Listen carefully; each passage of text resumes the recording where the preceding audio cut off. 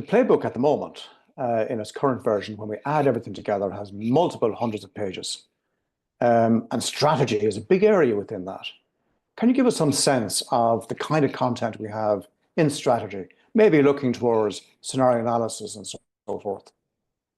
Thanks, Peter. Yes, it's a project in its own right, strategy, and we do follow the same plan, do, check, act in terms of implementation.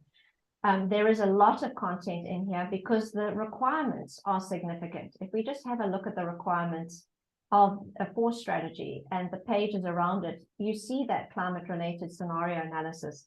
And the practices that we have available in the playbook are really centered around the TCFD documents that are available in the IFRS Knowledge Hub.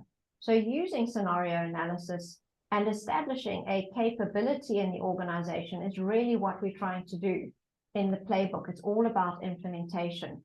So the TCFD document provides us with this guidance, and we've narrowed it into the playbook as an easily consumable piece of content.